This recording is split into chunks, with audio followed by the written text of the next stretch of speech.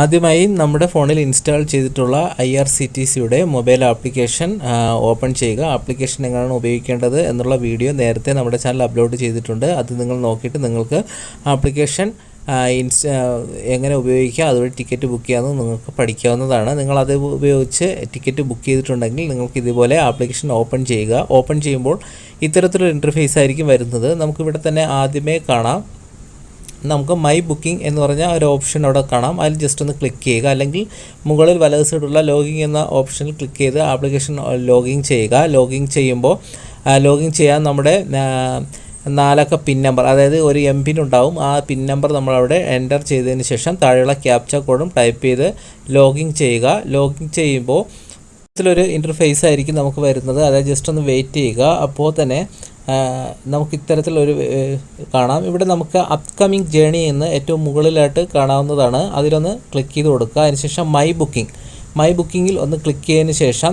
Upcoming എന്ന് നമുക്കവിടെ മുകളിൽ കാണാം. അതൊന്ന് സെലക്ട് ചെയ്യുക. അപ്പോൾ നമുക്ക് നേരത്തെ ബുക്ക് ചെയ്ത ടിക്കറ്റ് എല്ലാം കാണാം. അതിൽ നമുക്ക് ഏത് ടിക്കറ്റാണോ ക്യാൻസൽ ചെയ്യേണ്ടത് ആ ടിക്കറ്റ് ഒന്ന് ജസ്റ്റ് ഒന്ന് ക്ലിക്ക് ചെയ്ത് കൊടുക്കുക. അതിലൊന്ന് സെലക്ട് ചെയ്യുക. ഞാനിവിടെ 3 ടിക്കറ്റ് ബുക്ക് ചെയ്തിട്ടുണ്ട്. അതിലൊരു ടിക്കറ്റിൽ ഞാൻ ജസ്റ്റ് ഒന്ന് ക്ലിക്ക് ചെയ്തു. അപ്പോൾ നമുക്ക് അതിൽ ആരൊക്കെയാണ് യാത്ര ചെയ്യുന്നത്, ഒന്നോ അതിലധികം ആൾക്കാരുണ്ടെങ്കിൽ നമുക്കതവിടെ കാണാൻ സാധിക്കും. ഇനി നമ്മൾ ചെയ്യേണ്ടത്, ഏറ്റവും മുകളിൽ വലത് സൈഡായിട്ട് 3 ഡോട്ട് കാണാം, 3 കുത്തുകൾ കാണാം. അതിലൊന്ന് ക്ലിക്ക് ചെയ്ത് കൊടുക്കുക. അപ്പോൾ നമുക്ക് കറണ്ട് സ്റ്റാറ്റസിൻ്റെ താഴെയായിട്ട് ക്യാൻസൽ ടിക്കറ്റ് എന്ന് പറഞ്ഞൊരു ഓപ്ഷൻ കാണാം. അതിലൊന്ന് ക്ലിക്ക് ചെയ്ത് കൊടുക്കുക. ക്യാൻസൽ ടിക്കറ്റ് എന്ന് പറഞ്ഞ ഓപ്ഷനിലൊന്ന് ക്ലിക്ക് ചെയ്യുമ്പോൾ നമുക്ക് ആ ടിക്കറ്റിനകത്ത് എത്ര പേരാണോ യാത്ര ചെയ്യുന്നത് അവർ നമുക്ക് കാണാം. അത് നമുക്ക് സെലക്ട് ആളെന്ന് പറഞ്ഞ ഓപ്ഷനൊന്ന് ക്ലിക്ക് ചെയ്ത് കഴിഞ്ഞാൽ അതിൽ ഇപ്പോൾ 2 പേരുണ്ടെങ്കിൽ ആ 2 പേരുടെയും ടിക്കറ്റ് ക്യാൻസലാവും. അല്ല എങ്കിൽ നമുക്ക് ഓരോരുത്തരെ വേണമെങ്കിൽ നമുക്ക് ക്യാൻസൽ ചെയ്യാവുന്നതാണ്. അതായത് നമുക്ക് 2 പേരുണ്ട്, അതിൽ ആദ്യത്തെ ആളെ മാത്രം ടിക്കറ്റ് ഒഴിവാക്കണമെന്നുണ്ടെങ്കിൽ ആദ്യത്തെ മാത്രം ടിക്ക് മാർക്ക് കൊടുക്കുക. അല്ലെങ്കിൽ രണ്ടാമത്തേനാണെങ്കിൽ രണ്ടാമത്തെ, അല്ല എല്ലാ ടിക്കറ്റും ക്യാൻസൽ ചെയ്യണമെങ്കിൽ സെലക്ട് ആൾ കൊടുക്കുക. അപ്പോൾ എല്ലാ ടിക്കറ്റും ആവും. അതിനുശേഷം നമുക്ക് ഏറ്റവും താഴെ ക്യാൻസൽ എന്ന് പറഞ്ഞ ഒരു ബട്ടൺ കാണാം. അതിലൊന്ന് ക്ലിക്ക് ചെയ്ത് കൊടുക്കുക. വീണ്ടും നമ്മൾ കൺഫേം ചെയ്യുന്നതിന് വേണ്ടി കൺഫേം എന്ന് പറഞ്ഞൊരു ബട്ടൺ നമുക്ക് കാണാം. അതിൽ വീണ്ടും ഒന്ന് ക്ലിക്ക് ചെയ്ത് കൊടുക്കുക.